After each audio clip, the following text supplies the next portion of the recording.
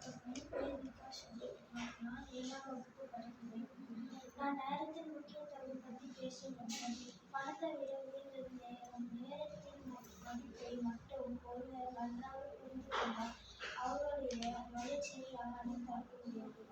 நேரம் என்றால் அறிவு, நேரம் என்றால் உறவு, நேரம் என்றால் பணம், நேரம் என்றால் படைப்பு, நேரம் என்றால் அறிவு, நேரம் என்றால் பலம், நேரம் என்றால் சிரிப்பு, நேரம் என்றால் வாழ்க்கை. உங்கள்